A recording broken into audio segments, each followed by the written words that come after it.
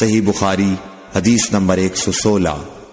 حضرت عبداللہ بن عمر رضی اللہ عنہ نے فرمایا کہ آخر عمر میں ایک دفعہ رسول اللہ صلی اللہ علیہ وسلم نے ہمیں عشاء کی نماز پڑھائی۔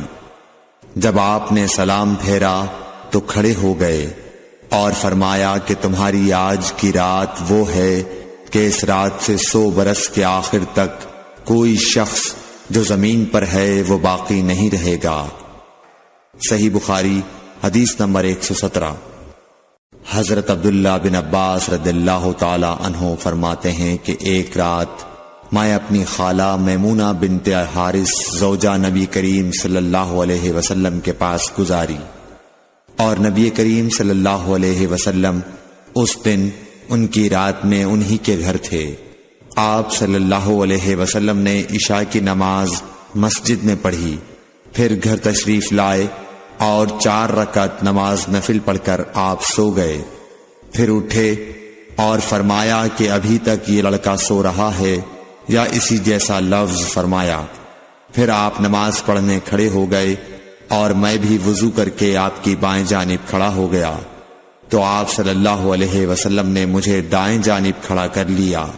تب آپ نے 5 رکعت پڑھی، پھر 2 پڑھی، پھر آپ سو گئے، یہاں تک کہ میں نے آپ کے خراٹے کی آواز سنی۔ پھر آپ کھڑے ہو کر نماز کے لیے باہر تشریف لے آئے۔ صحیح بخاری حدیث نمبر 118۔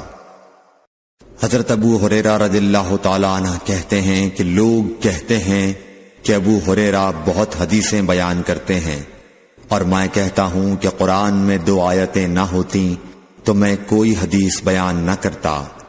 پھر یہ آیت پڑھی جس کا ترجمہ یہ ہے، جو لوگ اللہ کی نازل کی ہوئی دلیلوں اور آیتوں کو چھپاتے ہیں، آخر آیت رحیم تک۔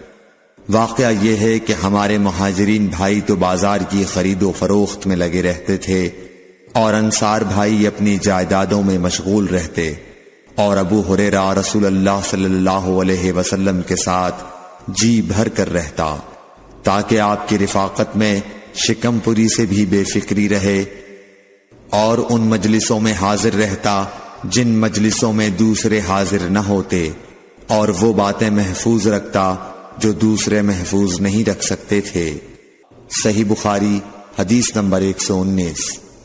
ابو ہریرہ رضی اللہ عنہ کہتے ہیں کہ میں نے عرض کیا، یا رسول اللہ، میں آپ سے بہت سی باتیں سنتا ہوں مگر بھول جاتا ہوں۔ آپ صلی اللہ علیہ وسلم نے فرمایا، اپنی چادر پھیلاؤ۔ میں نے اپنی چادر پھیلائی، آپ صلی اللہ علیہ وسلم نے اپنے دونوں ہاتھوں کی چلو بنائی اور میری چادر میں ڈال دی، فرمایا کہ چادر کو بدن پر لپیٹ لو۔ میں نے چادر کو اپنے بدن پر لپیٹ لیا، پھر اس کے بعد میں کوئی چیز نہیں بھولا۔ صحیح بخاری حدیث نمبر 120۔ حضرت ابو ہریرہ رضی اللہ عنہ فرماتے ہیں کہ میں نے رسول اللہ صلی اللہ علیہ وسلم سے علم کے 2 برتن یاد کر لیے ہیں، ایک کو میں نے پھیلا دیا ہے، اور دوسرا برتن اگر میں پھیلاؤں تو میرا یہ نرخرا کاٹ دیا جائے۔